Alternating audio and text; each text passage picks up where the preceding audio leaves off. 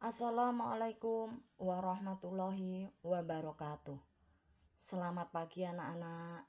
Bagaimana anak-anak kabarnya hari ini? Semua sehat ya? Masih tetap semangat ya untuk belajar? Nah, anak-anak, sebelum belajar, mari kita berdoa terlebih dulu. Berdoa dimulai. Berdoa selesai.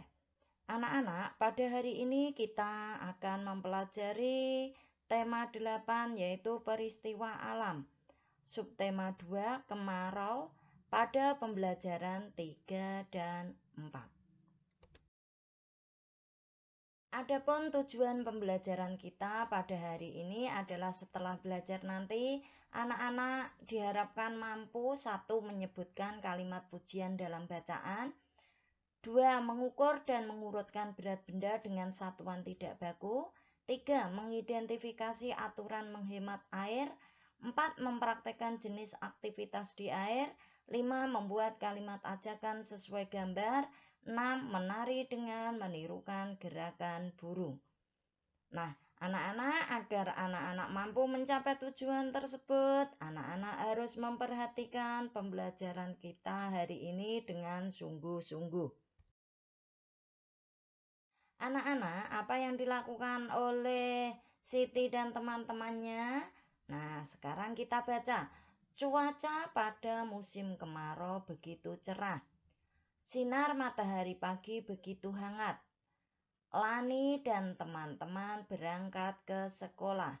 Sambil berjalan, Lani melihat suasana di sekeliling. Lani melihat pemandangan alam di pagi hari. Lani kagum dengan alam yang dilihatnya. Indah sekali alam ciptaan Tuhan.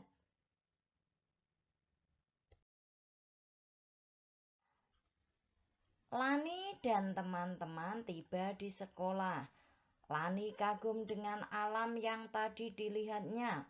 Lani mengajak Siti membuat tulisan tentang alam. Berikut tulisan Lani dan Siti.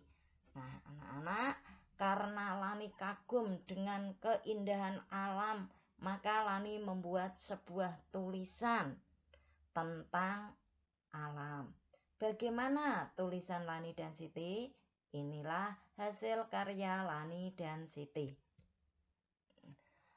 Tulisan Lani dan Siti diberi judul Alamku yang Indah.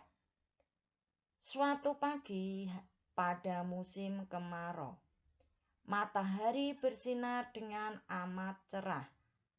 Langitnya tampak sangat biru, indah sekali. Awan putih bersih menghiasi langit. Burung-burung berkicau di atas pohon. Merdu sekali kicauan burung itu. Kupu-kupu berterbangan di antara bunga. Tercium aroma bunga yang semerbak. Wangi sekali aroma bunga itu. Angin bertiup sepoi-sepoi amat sejuk. Kuhirup napas dalam-dalam. Segarnya suasana pagi ini. Itulah tulisan yang dibuat oleh Lani dan Siti yang menceritakan tentang keadaan alam yang indah yang diberi judul Alamku yang Indah. Anak-anak, Lani dan Siti kemudian membacakan tulisan mereka. Mereka membacakannya di depan teman-teman. Perhatikan percakapan antara Lani, Siti, dan teman-temannya. Nih, ini ada wow, bagus sekali tulisan kalian. Kemudian, iya Dayu, saat mendengarnya seperti kita yang melihat langsung alam itu. Kemudian ini Edo, ada kalimat pujian di tulisan Lani dan Siti. Betul kan teman-teman? Kemudian dijawab, betul, ada beberapa kalimat pujian pada tulisan itu. tapi kalimatnya yang mana ya? Ayo coba tentukan mana yang termasuk kalimat pujian. Anak-anak, sekarang untuk menentukan, bacalah tulisan Lani dan Siti di halaman sebelumnya. Temukan kalimat pujian pada tulisan tersebut. Lingkari kalimat pujian yang kamu temukan. Nah, ini Bu Anik tuliskan lagi tulisan yang tadi ditulis Siti.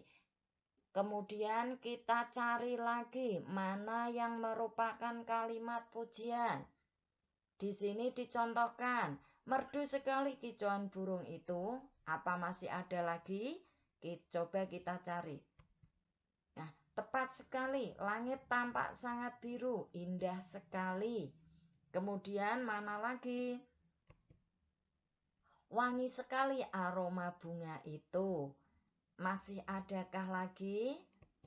Ya, segarnya suasana pagi ini. Anak-anak mungkin masih bisa mencari atau menemukan kalimat pujian lagi yang belum ditemukan oleh Bu Ani. Coba kalian temukan kembali dengan cara membacanya, minta bantuan oleh ayah atau ibu. Anak-anak, saat istirahat tiba, matahari bersinar dengan cerah. Benny dan teman-teman bermain di halaman sekolah. Sambil bermain, Benny menceritakan kegiatannya di rumah. Kegiatan belajar bersama ibu pada hari libur. Benny dan ibu menimbang benda yang ada di rumah. Mereka menimbang benda dengan alat ukur tidak baku. Mereka menggunakan penggaris dan gantungan baju. Mereka juga menggunakan buku dan kelereng. Benny menggambarkan cara membuatnya di atas pasir. Anak-anak, amati gambar berikut. Inilah timbangan tidak baku yang dibuat oleh Benny. Ini alat-alat yang saya pakai untuk menimbang benda. Teman-teman dapat membuatnya di rumah. Bagaimana cara membuatnya? Nah, inilah cara membuatnya. Pertama, ambil sebuah penggaris panjang seperti ini. Satu penggaris panjang, penggaris kayu panjang. Lalu, letakkan di atas sebuah balok. Penggaris ini kemudian ditaruh di atas balok atau kayu. Atur posisi penggaris agar seimbang. Penggarisnya diatur supaya seimbang. Seimbang artinya sama. Tidak ada yang tinggi, tidak ada yang atas. Tapi ini jika ditarik garis-garisnya akan datar lurus. Kemudian letakkan sebuah piring plastik di ujung kiri penggaris. Diletakkan satu piring plastik. Kemudian letakkan sebuah piring plastik lagi di ujung kanan. Jadi setiap ujung penggaris diberi piring plastik. Setelah itu, ambil buku yang akan ditimbang. Lalu taruh di atas piring di ujung kiri. Ambil buku, taruh salah satu piring. Kemudian ambil kelereng untuk mengukur berat. Lalu taruh di atas piring di ujung kanan. Lalu ambil kelereng. Kelerengnya ditaruh di piring yang satunya. Amati sampai penggaris seimbang. Kemudian amati sampai penggarisnya seimbang lagi, sama atau rata. Agar bisa rata, jika lebih berat dari buku, maka tambah lagi kelerengnya sampai membentuk garis yang seimbang. Lalu catat berat benda yang ditimbang. Kalau sudah mendapatkan posisi seimbang, kamu catat berat buku sama dengan jumlah kelereng yang ada di piring ini. Selain penggaris, bisa juga menggunakan gantungan baju Ambil gantungan baju yang ada di rumahmu. Nah, anak-anak, selain kalian menggunakan penggaris, kalian bisa juga menggunakan gantungan baju. Bagaimana caranya? Kan amati gambar ini adalah gantungan baju atau hanger. Lah, pertama ambil sebuah gantungan baju. Gantungan baju seperti ini. Gantungkan di tali jemuran. Kita gantung di jemuran. Atau kita bisa juga mengikat ini gantungan baju ini dengan tali. Kemudian talinya kita pegangi. Yang kita pegang talinya, bukan gantungannya. Kalau ada tempat seperti ini, bisa kamu taruh di tempat seperti ini. Setelah itu, ambil 2 buah kantong plastik bening. Ambil plastik yang bening, plastik transparan yang bisa dilihat dari luar. Kaitkan satu kantong di ujung kanan gantungan baju, kaitkan satu kantong di ujung kiri gantungan baju. Seperti ini, ditaruh pada sisi kanan dan kiri. Salah satu plastiknya saja ya ini. Nah, ini seperti ini.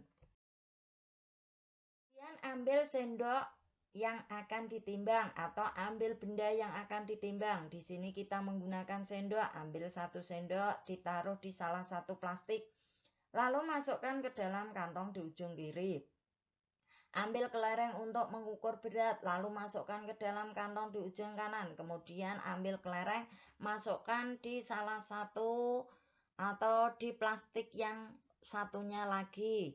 Nah, sambil memasukkan, amati sampai gantungan baju seimbang.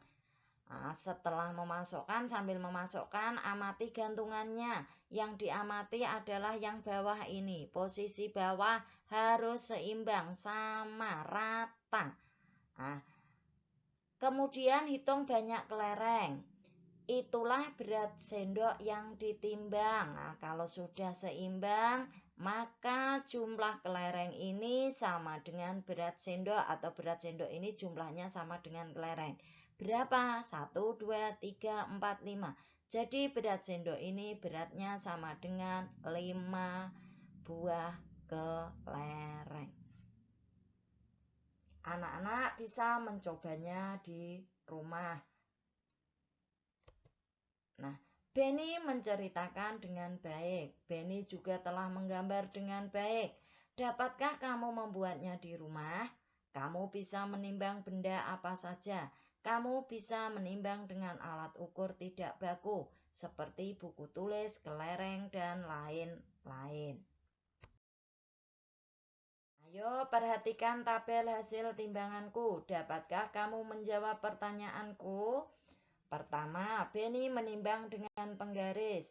Benny menimbang alat tulis dengan kelereng. Inilah hasil timbangannya. 1.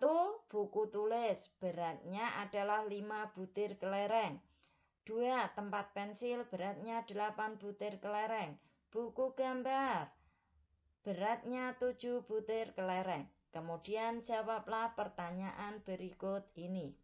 Benda manakah yang paling berat? Benda yang paling berat adalah yang jumlah kelerengnya paling banyak, yaitu di sini yang jumlah kelerengnya paling banyak adalah jumlahnya 8, yaitu tempat pensil.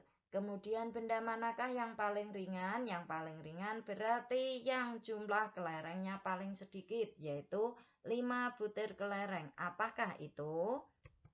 Buku tulis. Kemudian nomor 3, urutkan benda pada tabel di atas. Urutkan benda dari yang paling ringan. Jika benda pada tabel di atas diurutkan dari yang paling ringan, urutannya adalah buku tulis, buku gambar, dan tempat pensil. Lalu urutkan benda dari yang paling berat. Bagaimana urutannya? Yaitu tempat pensil, buku gambar, yang terakhir buku tulis.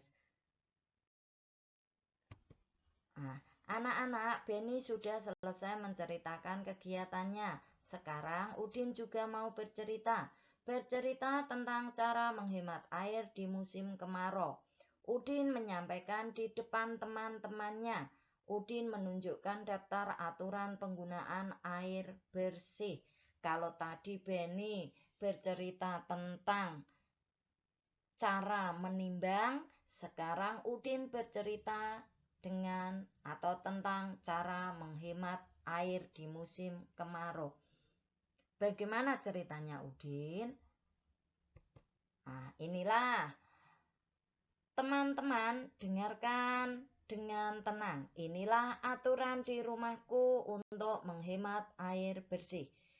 Daftar aturan di rumahnya. Aturan penggunaan air bersih di rumah Beni. Nih, 1. Matikan keran jika sudah selesai digunakan. 2. Siramlah tanaman di waktu pagi dan sore hari. 3. Gunakan air bekas cucian baju untuk menyiram jalan yang berdebu. 4. Saat menyabuni piring, matikan dahulu keran air. Jika akan membilas, baru keran dinyalakan lagi. Itulah aturan penggunaan air bersih di rumah Beni. Nah, anak-anak, sekarang apa aturan penghematan air di rumahmu? Sampaikan di depan teman-temanmu. Lakukan secara bergiliran. Anak-anak, sekarang kita baca bersama. Hari menjelang sore, Udin mengajak teman-teman bermain bersama. Udin bermain di sungai dekat rumah Edo. Saat musim kemarau, air sungai menjadi dangkal. Tinggi airnya sebetis Edo. Ayah Edo mengizinkan mereka bermain di sungai. Jika tidak dangkal, mereka dilarang bermain sendiri. Dalam perjalanan, mereka bertemu dengan Dayu. Dayu hendak menjemput Lani dan Siti. Dayu dan teman-teman akan menari di balai desa. Udin, Beni, dan Edo sampai di sungai.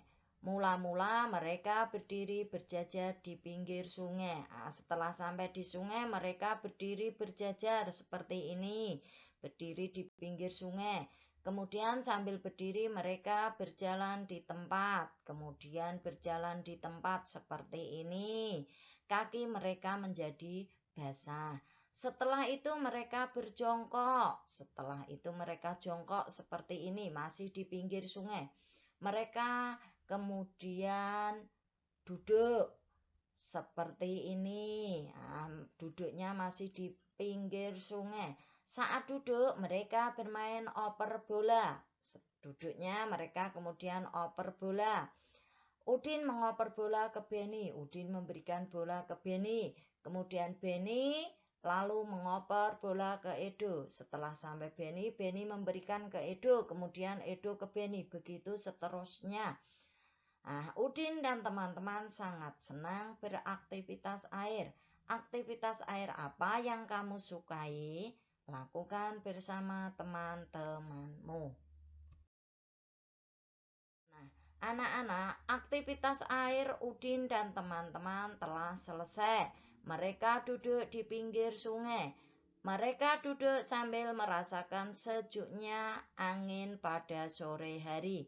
Mereka menikmati cerahnya cuaca pada musim kemarau. Mereka pun bercakap-cakap.